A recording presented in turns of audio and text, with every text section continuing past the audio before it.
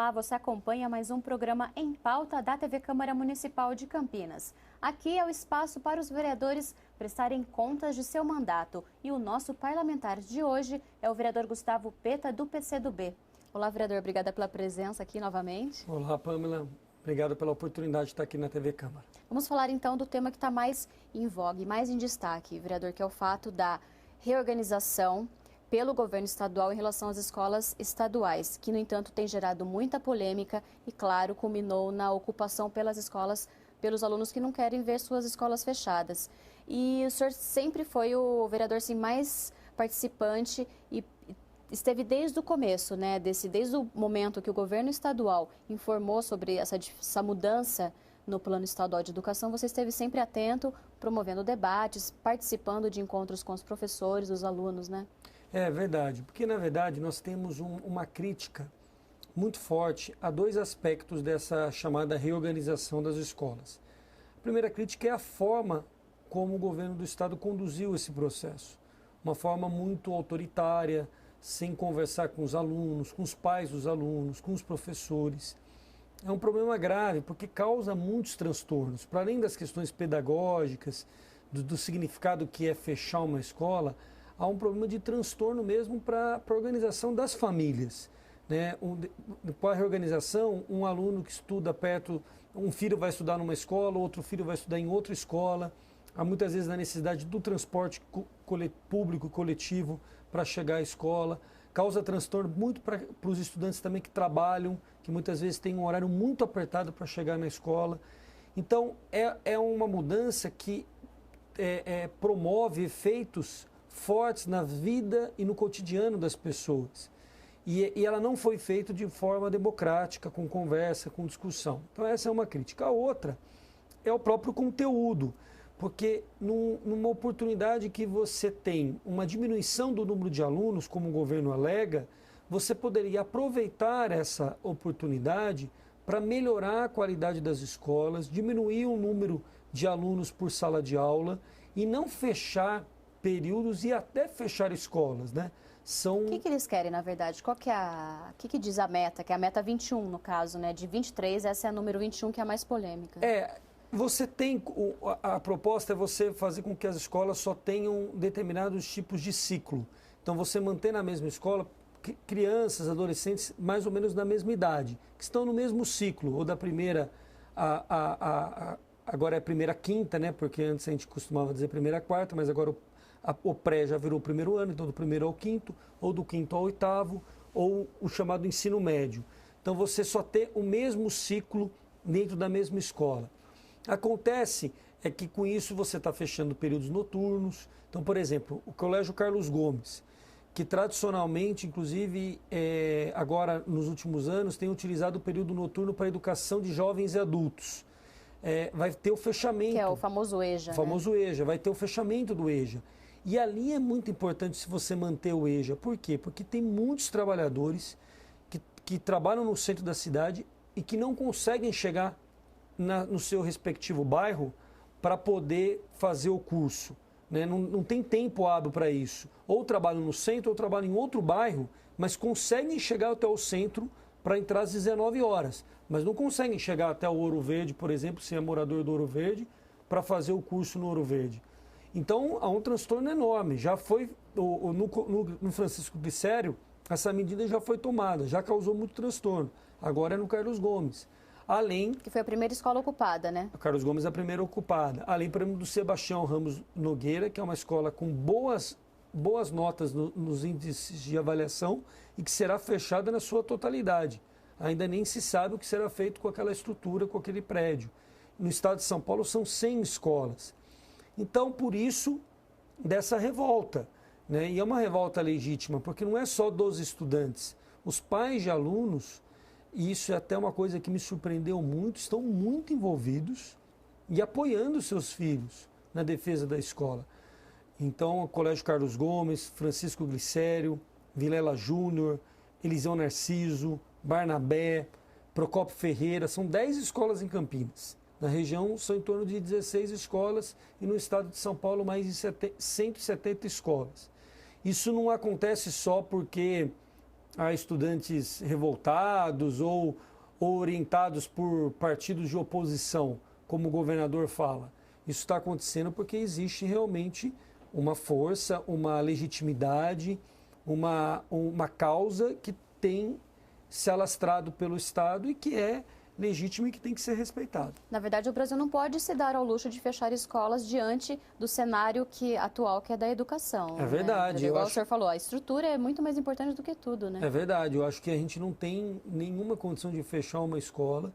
Nós temos que, na verdade, aproveitar a estrutura física. Porque é o mesmo esquema que os Estados Unidos fazem com as suas escolas, que o governador quer implantar aqui, mas nossa realidade é totalmente diferente. Totalmente né? diferente. E o papel agora seria o quê? Diminuir o número de alunos, aumentar as escolas em período integral, porque também essa é uma necessidade objetiva e muito importante na formação das crianças e dos adolescentes, principalmente com a nova conformação das famílias brasileiras, uma mudança, o papel da mulher, a inserção da mulher no mercado de trabalho, né? Então isso mudou. Então a educação integral, além de ser algo muito importante para a formação das crianças, dos adolescentes, é também uma necessidade objetiva das famílias, porque muitas vezes a criança ou adolescente fica um tempo ocioso, sem nenhuma atividade de formação, e isso acaba sendo propício para violência urbana e para outras coisas que nós precisamos combater. E você tem participado, tem presenciado todas as ocupações aqui em Campinas? Eu cheguei a duas, eu visitei duas, a do Francisco Grisselli e do Carlos Gomes, vou visitar outras escolas agora. E o que me surpreende é algo que eu acho que será positivo, independente do desfecho, que é essa união, esse envolvimento maior entre os pais, os professores e os alunos. Porque eu considero isso fundamental para que a escola tenha qualidade, né? Eu estudei numa escola em Campinas que se chama Marechal Malé, uma escola estadual, que sempre teve os índices de educação os melhores das escolas públicas. Eu fiz a minha primeira, segunda e terceira série lá. E um dos grandes motivos que todo mundo levantava é que havia um envolvimento maior das famílias, dos pais, comprometidos, não só cobrando, fiscalizando o professor, muitas vezes só no papel da crítica. Participando, né? Da vida do aluno mesmo. Participando da vida do seu filho e também da vida da escola, contribuindo. É lógico que isso não basta, né? O professor tem que receber bem, a escola tem que ter estrutura, mas isso é um fator importante. E eu vejo nessas ocupações, primeiro, um ressurgimento com força do próprio movimento estudantil, que é algo importante do ponto de vista... Você sente orgulhoso? Porque você fez parte, né? Eu fico feliz, porque eu fiz parte do movimento já há algum tempo e realmente o movimento perdeu um pouco de força nas escolas, os grêmios, diminuíram os números de grêmios, né?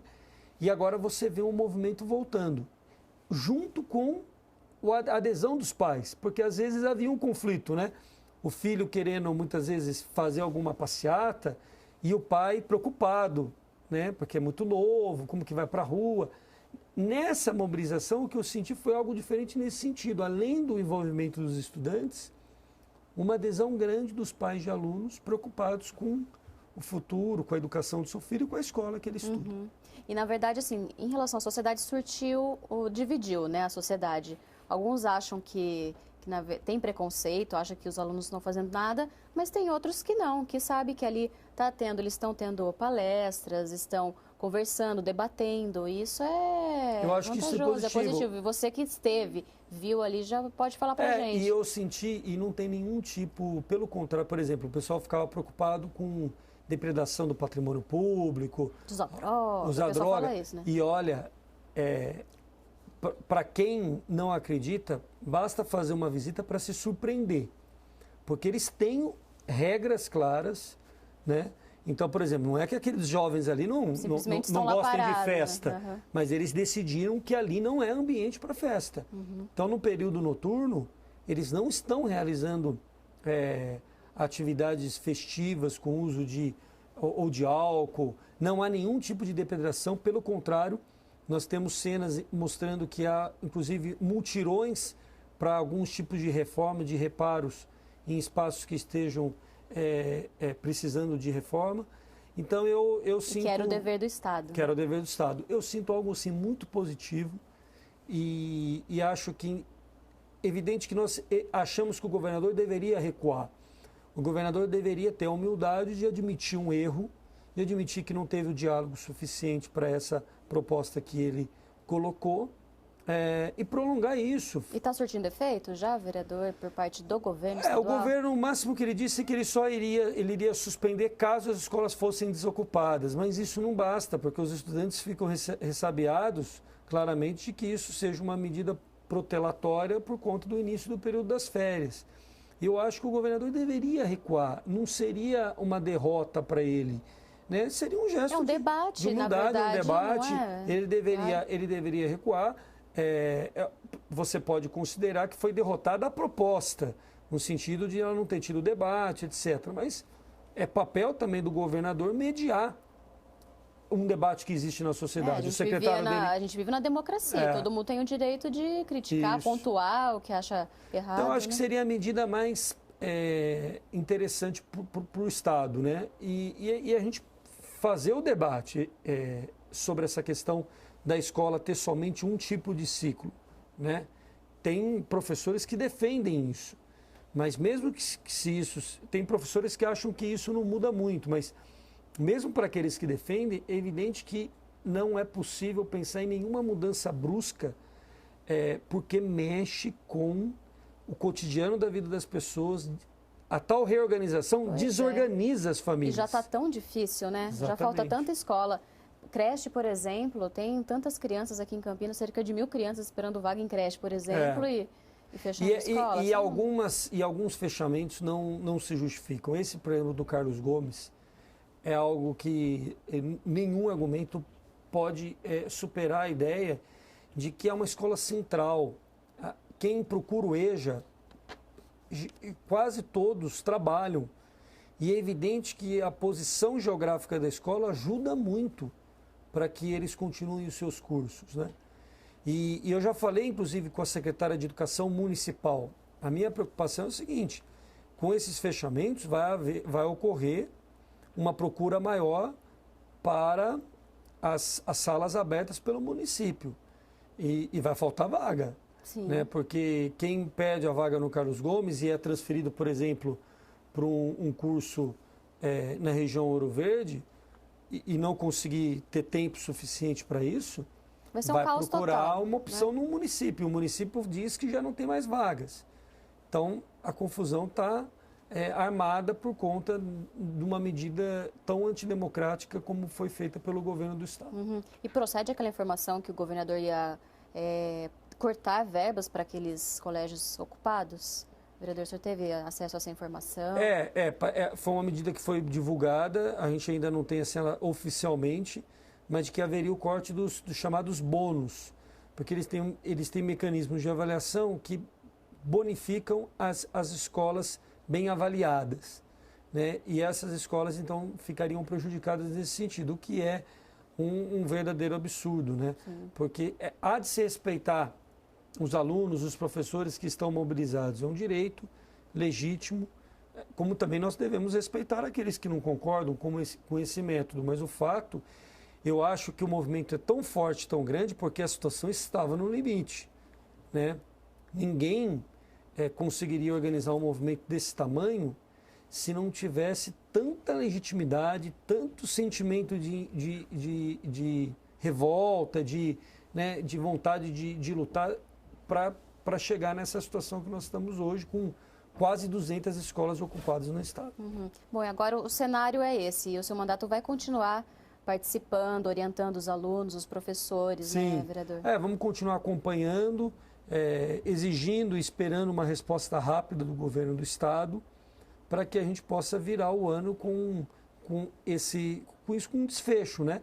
E que isso sirva de algo positivo e de experiência para o desdobramento dessas escolas, né? Que fique um legado positivo de união entre os professores, os alunos e os pais na defesa da sua escola. Tá certo, vereador, muito obrigada aqui pela presença e você está convidado para voltar e falar das demais novidades aí do que está acontecendo na educação. Tá bom, Pamela, eu que agradeço a oportunidade de conversar com você e com os telespectadores. Muito obrigada.